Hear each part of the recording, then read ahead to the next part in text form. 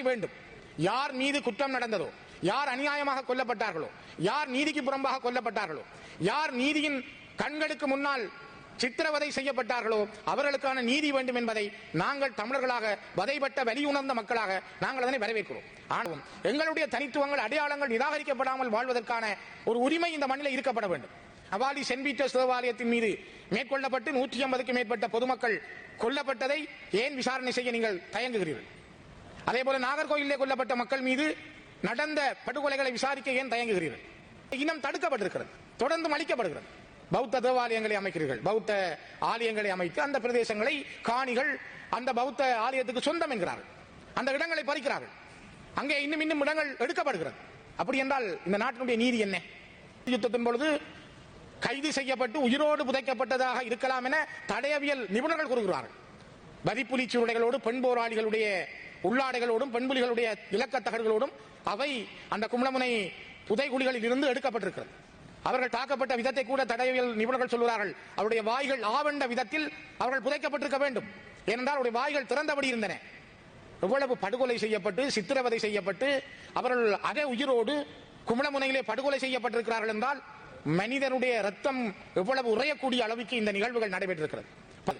நீங்கள் எந்த இடத்திலே தமிழர் வாழுகின்ற பிரதேசங்களில் நீங்கள் மண்ணை தோண்டினால் அங்கு தமிழர்களுடைய மனித எலும்புக்கூடுகளைத்தான் காணுகின்ற பிரதேசங்களாக மாறி இருக்கிறது. அதனால் தான் நான் குறிப்பிடுகிறேன், நாங்கள் பாதிக்கப்பட்டவர், நாங்கள் இந்த மண்ணிலே அளிக்கப்பட்ட ஒரு தனி தேசிய இனம். இந்த தமிழ் தேசிய இனத்துக்காக நாங்கள் கேட்பது நீதி. இந்த நீதி நியாயமானதாக இருக்க வேண்டும். உலகத்திலே மிகப்பெரிய பெரிய குற்றம் சர்வதேச குற்றம். ஆனால் நான் உங்களுக்கு ஏற்கனவே சொன்னது போல 4,20,000 பேர் இருந்த இடத்திலே 70,000 பேர் தான் என்று உணவு அனுப்பி, அதுவும் குறைவாக பல தடவைகள் நிறுத்தப்பட்டு அனுப்பப்பட்ட பொழுது எத்தனை ஆயிரம் குழந்தைகள் கொல்லப்பட்டார்கள். பல பேர் பல குழந்தைகள் முள்ளிவாய்க்காலே அங்கே தமிழர் புனர்வாழ்வு கழகம் காட்சி கொடுத்த கஞ்சிக்காக சின்ன சின்ன கிண்ணங்களோடு சட்டிகளோடு லைன்ல நின்ற பொழுது, வரிசையிலே நின்ற பொழுது வராஜ் குண்டுகளுக்கு அகப்பட்டு இறந்த வரலாறு அந்த மண்ணிலே நடைபெற்றது. அவை பாதிக்கப்பட்ட ஒரு இனத்தின் சார்பாக அவர்களை நேரடியாக கண்டவன் என்ற ஒரு வகையிலே நான் குறிப்பிடுகிறேன். தயவு செய்து நீதி விசாரணை என்பதை எல்லாத்துக்கும் நீங்கள் உருவாக்குங்கள், எல்லாவற்றுக்கும் கொண்டு வாருங்கள். இங்கே நான் பார்க்கிறேன், இப்பொழுது சில நாட்களாக இந்த பட்டளந்த வதை முகாம் பற்றிய செய்திகள் மிக பரவலாக போய்கொண்டிருக்கும். உங்களுடைய அனுமதியோடு நான் சில வார்த்தைகளை பேச விரும்புகிறேன். பட்டளந்த என்பது 1988-89 ஆண்டுகளிலே இந்த நாட்டிலே இருந்த ஜேவிபி போராளிகளை கைது செய்து கொண்டு சென்று அவர்கள் படுகொலை செய்யப்பட்டார்கள், சித்திரவதை செய்யப்பட்டார்கள். அதற்கான ஒரு அறிக்கை தயாரிக்கப்பட்டது. அந்த அறிக்கை இவ்வளவு காலமும் கிடப்பிலே இருந்து இப்பொழுது அல் ஜசீராவுக்கு முன்னாள் ஜனாதிபதி ரணில் விக்ரமசிங்கே அவர்கள் வழங்கிய பேட்டிக்கு பிற்பாடு இந்த பட்டளந்த அறிக்கை வெளியிலே வந்திருக்கிறது. ஆனால் ஒன்றை நான் குறிப்பிட விரும்புகிறேன். 88-89 நடந்த இந்த ஜேவிபி மீதான இனப்படுகொலை தொடர்பாக, மன்னிக்கவும், இனப்படுகொலை அல்ல, ஜேவிபி மீதான படுகொலைகள் தொடர்பாக அப்பொழுது இருந்த மஹிந்த ராஜபக்ச அவர்கள் ஐக்கிய நாடுகள் சபை வரை இது தொடர்பான ஒரு அறிக்கையும் சமர்ப்பித்திருந்தார். இந்த ஜேவிபியினுடைய படுகொலைகள் தொடர்பாக தன்னுடைய செய்தியை கொண்டு சென்றிருந்தார். ஆனால் அந்த காலத்திலும் இதற்கான தீர்வுகள் எட்டப்படவில்லை. ஜேவிபி அடுத்து வந்த ஆண்டுகளிலே சந்திரிகாவோடு சேர்ந்து ஆட்சி செய்த பொழுதும் இந்த பட்டளந்த படுகொலைகள் தொடர்பாக எந்த விதமான செய்திகளையோ கோரல்களையோ முன்வைக்கவும் இல்லை, மூச்சு காட்டவில்லை. இது ஏன் என்பது தெரியவில்லை. ஆனால் இப்பொழுது அந்த விடயத்தை எடுத்திருப்பது நியாயபூர்வமான ஒரு விசாரணை வேண்டும். இந்த நாட்டிலே படுகொலை செய்யப்பட்ட இளைஞர்கள் யுவதிகளுக்கான நீதி வேண்டும். நான் அடிக்கடி இந்த சபையிலே குறிப்பிட்டிருக்கிறேன், கதிர்காமத் அழகி மனம்பேரியை சொந்த சகோதரர்களான இராணுவத்தினரே நிர்வாணமாக்கி படுகொலை செய்தார்கள் என்பது உலக வரலாற்றிலே மிக கேவலமான ஒரு பதிவு. அவ்வாறான இந்த நாட்டிலே அதற்கு ஒரு நீதி வேண்டும் என்று நான் பல தடவைகள் சொல்லியிருக்கிறேன். அதே போல தமிழ் தேசிய இனம் சார்ந்து இசைப்பிரியா, கிருசாந்தி போன்றவர்கள் பாலியல் வன்புணர்வுக்கு பின்பால் அவர்கள் படுகொலை செய்யப்பட்டார்கள் ஸ்ரீலங்கா இராணுவத்தால்.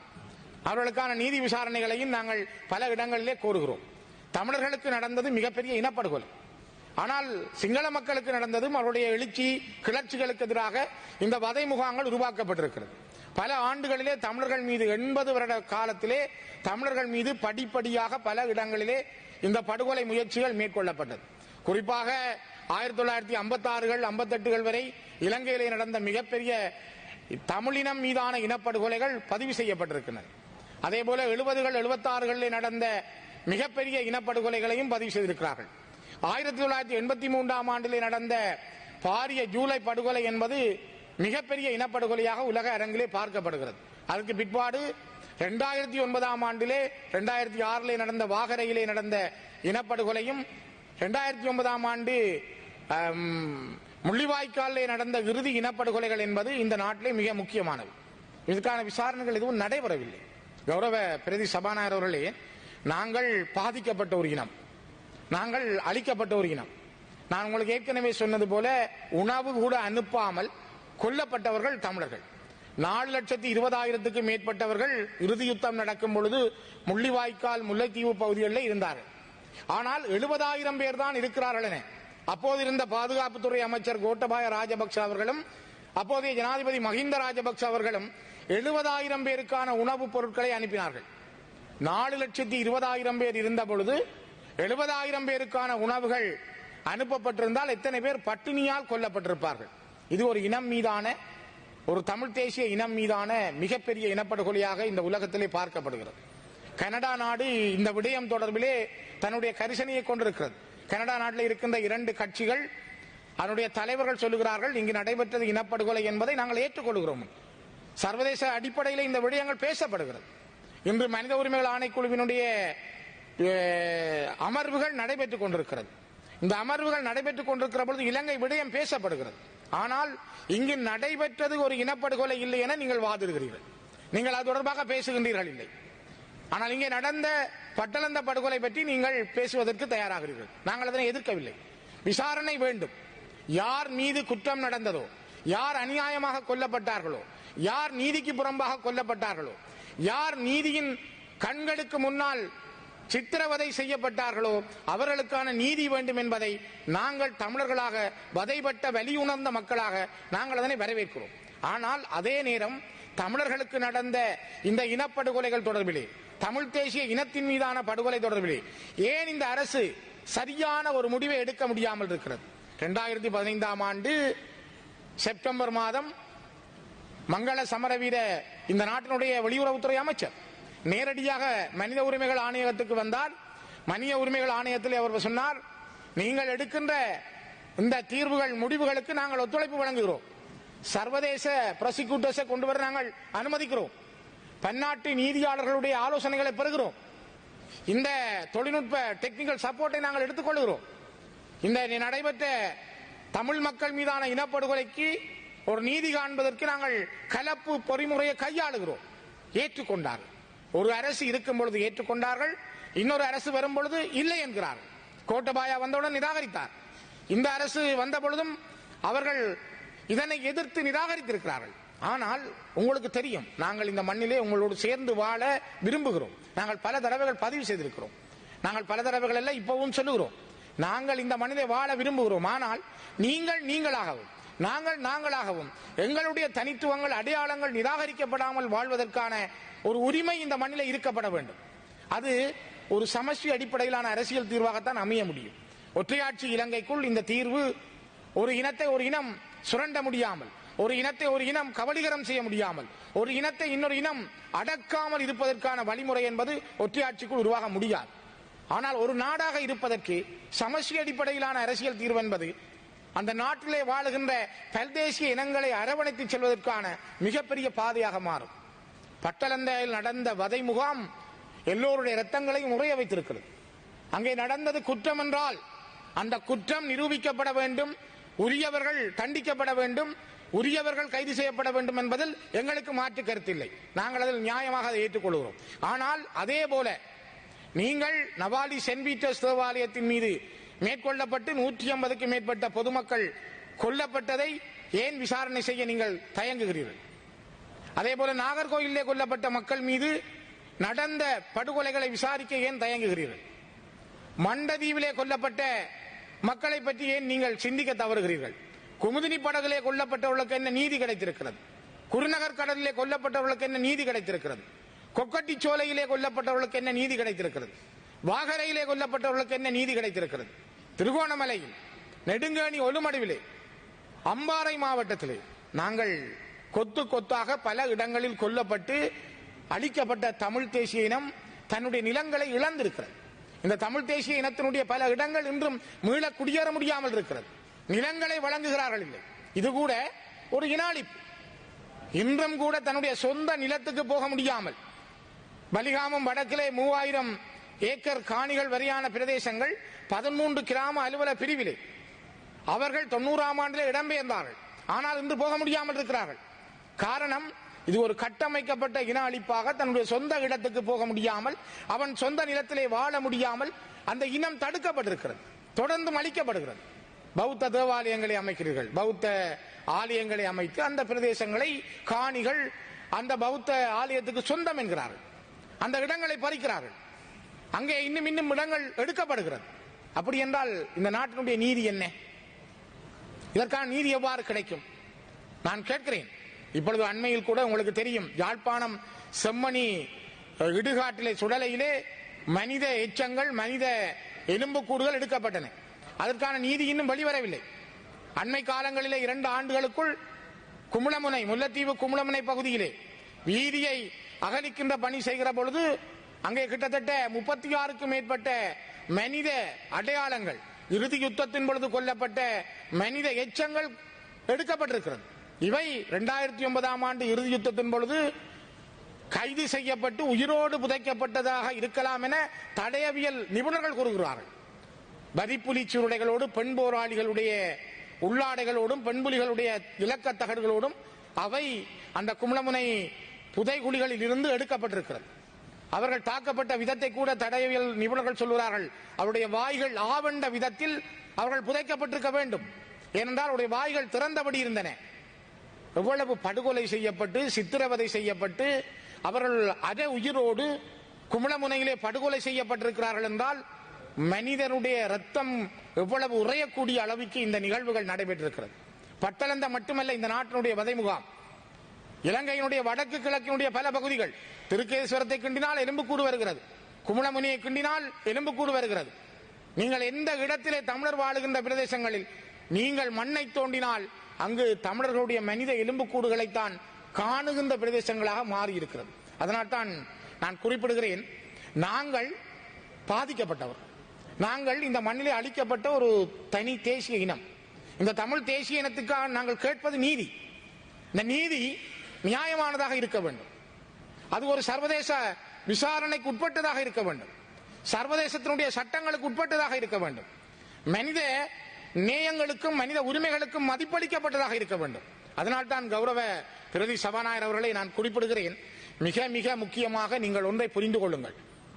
நாங்கள் பல நெருக்கடிகளுக்குள் ஒரு மனிதனை கொல்லுவதற்கான மிகப்பெரிய குற்றங்களில் உணவனுப்பாமல் கொல்லப்படுதல், அவர்கள் மீது பராஜ் குண்டுகளையும் கொத்தணி குண்டுகளையும் அவர்கள் மீது பொஸ்பரஸ் குண்டுகளையும் வீசி அவர்களை கொல்லுதல், மிகப்பெரிய தடை செய்யப்பட்ட ஆயுதங்களை பாவித்தல், இவையெல்லாம் மிகப்பெரிய போர் குற்றங்கள், மனித குலத்துக்கு எதிரான குற்றங்கள்.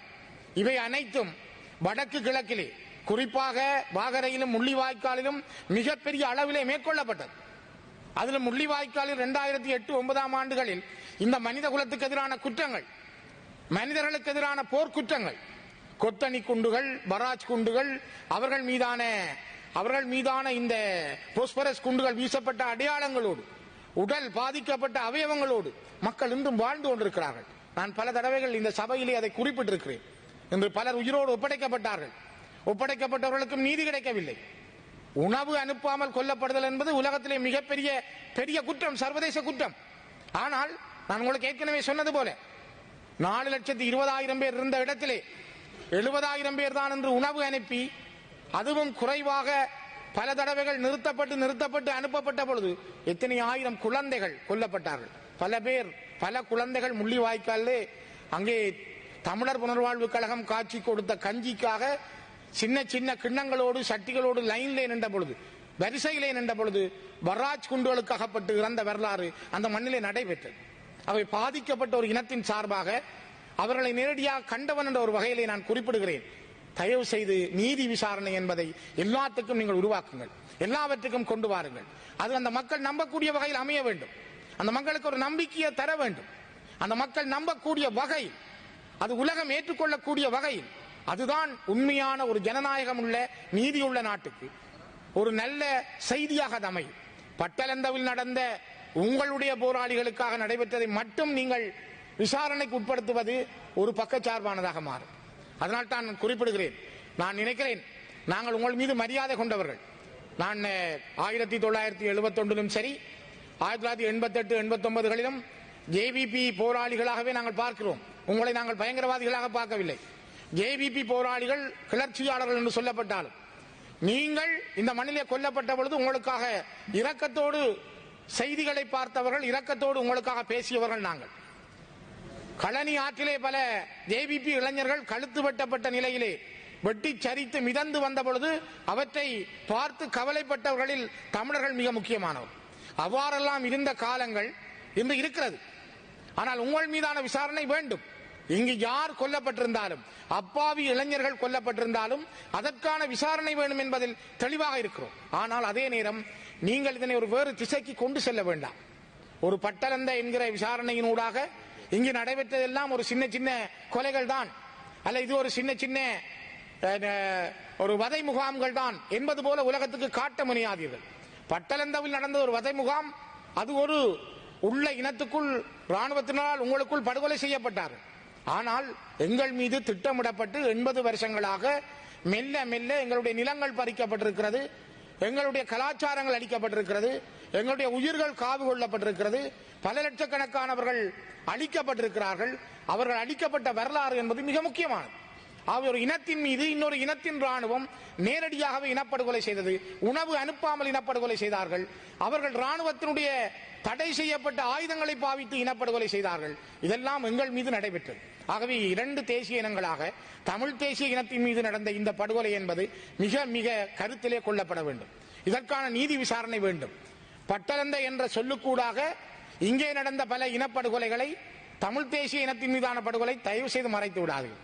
அது ஒரு சர்வதேச அளவிலே இன்று பேசப்படுகின்ற பொருள். மனித உரிமைகள் ஆணையம் கூட அதனை கருத்திலே எடுத்திருக்கிறது. அதே நேரம் உலகத்தினுடைய பல நாடுகள் அந்த விடயம் தொடர்பிலே இன்றும் கருத்திலே வைத்திருக்கிறார்கள். அதனை விட இறுதி யுத்தம் நடந்த பொழுது பல நாடுகளுடைய செய்மதிகள், சேட்டலைட்டுகள் இங்கு நடந்த படுகொலைகளை மிக துல்லியமாகவே படம் பிடித்து வைத்திருக்கிறார்கள். ஒரு குண்டூசியை படம் எடுக்கக்கூடிய அளவிற்கு அவர்களிடம் அந்த செய்திகள் உண்டு. உலக நாடுகளிடம் இருக்கிற அந்த ஆதாரங்கள், உலக நாடுகளிடம் இருக்கிற அந்த ஆவணங்கள் எங்களிடம் தமிழ் மக்களும் இன்று சாட்சியங்களாக இருக்கிறார்கள். சாட்சியங்களாக இருக்கிற தமிழ் மக்களுடைய அவர்கள் மீதான இனப்படுகொலை, அந்த தமிழ் தேசிய இனத்தின் மீதான படுகொலை என்பதற்கு சரியான நீதி விசாரணை வேண்டும். ஆகவே இந்த நாட்டிலே நீங்கள் உங்களுடைய கலாச்சாரம், பண்பாடு, உங்களுடைய இனத்தினுடைய தனித்துவம், சிங்கள தேசிய இனத்தினுடைய அடையாளம் என்பதை நாங்கள் மதிக்கிறோம். உங்களோடு நாங்கள் சேர்ந்து வர தயாராக இருக்கிறோம். ஆனால் அதே போல தமிழர்களுடைய தனித்துவம், அவர்களுடைய தேசிய அடையாளம், அவர்களுடைய நில அடையாளம், அவர்களுடைய மொழி அடையாளம், அவருடைய கலாச்சார பண்பாட்டு அடையாளம் என்பவற்றை தயவு செய்து கருத்திலே கொள்ளுங்கள். ஒரு இனம் அளிக்கப்பட்டிருக்கிறது, அதற்கான நீதி வேண்டும். அந்த நீதியை எவ்வாறு வழங்குவது என்பதில் நீங்கள் பட்டலந்த மட்டுமல்ல, அதற்கூடாக இதனை மறைக்காமல் நீதியான முறையில் தமிழர்களுக்கான நீதி விசாரணைக்கு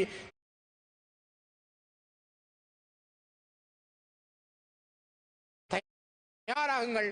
அதிலே மிக மிக முக்கியமான சாட்சிகளாக இன்றும் வலிந்து காணாமலாக்கப்பட்ட அம்மாக்கள், அப்பாக்களுடைய போராட்டம் 3000 நாட்களை கடந்து தெருக்களில் நடைபெறுகிறது. அவற்றையெல்லாம் நீங்கள் கருத்திலே எடுத்தால் இந்த நீதிக்கான கதவுகள் திறக்கப்பட வேண்டும். அது உண்மையை கொண்டு வர வேண்டும் என்று கேட்டு நிறைவு செய்கின்றேன்.